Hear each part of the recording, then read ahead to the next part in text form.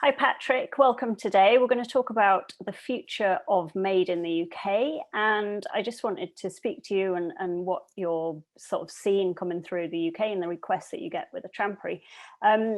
Could you just give us a background of who the Trampery are and the different projects and initiatives that you've created to specifically look at fashion and manufacturing in the UK?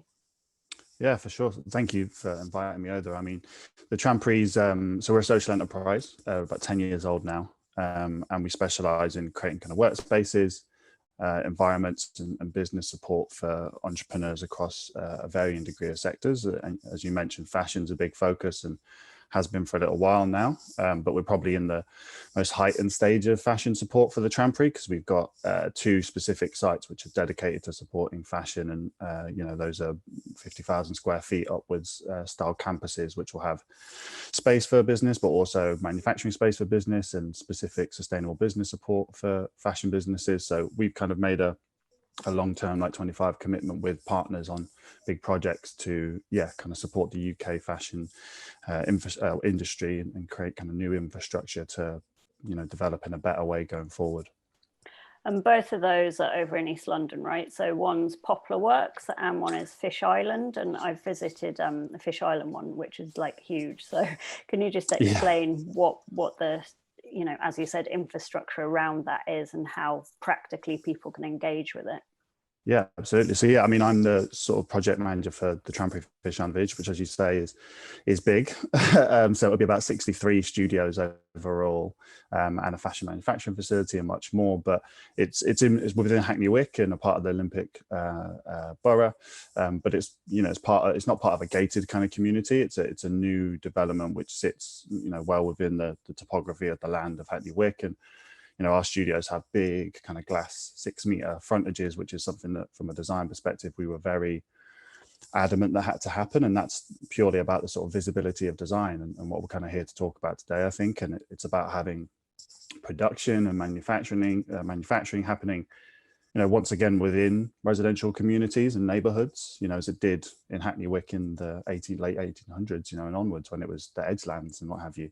It was an industrial part of London. And that sort of garment district element of what we're doing as part of the fashion district, which is a wider project which we sit within with the Trampery Fish Island Village and Trampery Poplar Works, is it's a part of that sort of rebirth of that concept, and it's people and resources, support and knowledge not being so sporadic and behind closed doors or exclusive, which I think fashion often has a problem with. And it's about having kind of physical locations and creative communities which sit within the land. And production services being on your doorstep is a big part of what we're doing, and having a designated manufacturing space within inside both of our communities, it means that designers out of school, they can kind of enter a space and be mentored and launch a brand with an ethical model from the start, and not sort of designing into the problem, which I guess we've seen for quite a long time now. And I know that those sustainable methods are being taught much more in design schools, but after school we tend to see that talent kind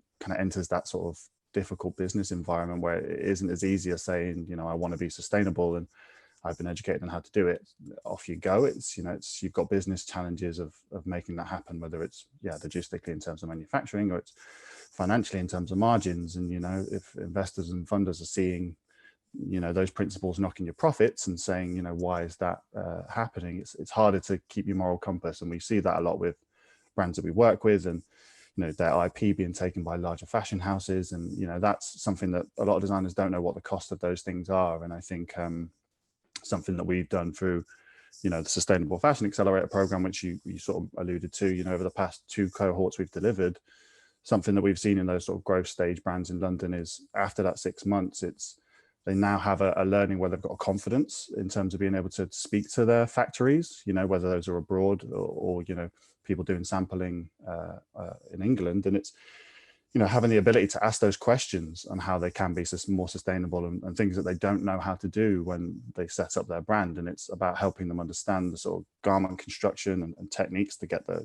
right price, or, what are the best methods of production, and working with designers on how to kind of communicate that with factories is something that we've seen is really important. And we're also working to support designers even just on good governance and, sustainability isn't the basics like hygiene and, how can working with some of those most innovative designers kind of making real change in their business model and their materials and their sustainable designs, constitute a kind of new conversation and dialogue with factories. I think that's really important.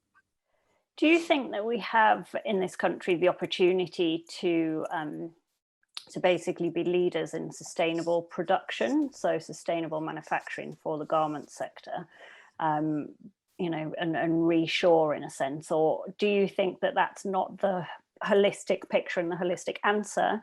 Should we be looking at kind of, you've alluded to there, like manufacturing partially in the UK and collaborating with other factories and sort of, is the right solution completely everything made in the UK?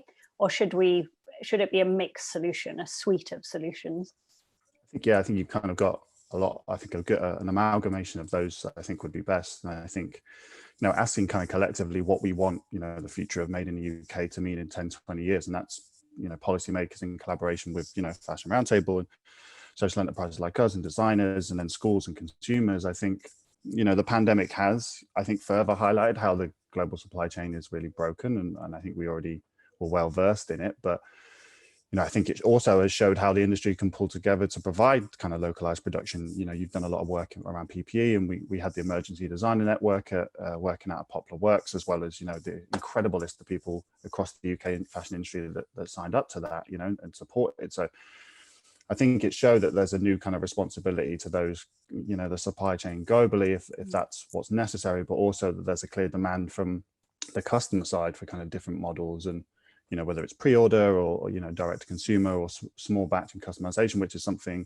that our members, being in that emerging side, are much more focused on, and that they're moving away from wholesale and seasonality. And I think by doing that will allow those opportunities for onshoring to become, much more possible. But I think to that end, I also think I talk about it a lot with education from a primary and secondary standpoint too. It starts at the beginning, and my nieces and nephews do that same education in Horncastle Primary School in Lincolnshire that I did. And, we've got neighbouring schools like Mayflower School in Poplar, which is a primary school, which is doing, amazing stuff around, not specifically for fashion, but having things like standing desks or emotional education. And, how can those approaches, if taken to kind of textile education, could reestablish a bond between children and garment production? And I think the jobs will become even more necessary if we do onshore. And if we want, the UK economy and the fashion economy to continue to thrive, those jobs, there should be an opportunity for local kids to engage in that and learn those skills around garment production or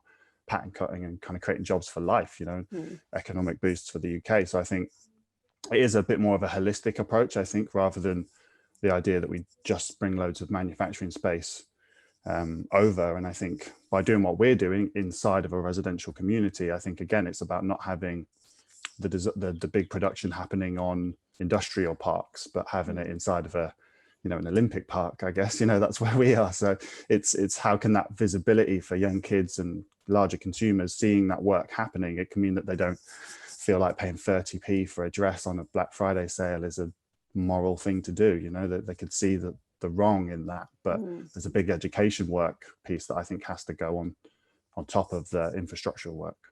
Yeah. Thank you, Patrick. I could talk to you for a long time about this, as you well know, but this is a short clip today, but I think we will do some more in the future. Thank you so much for joining us. No worries. Thank you.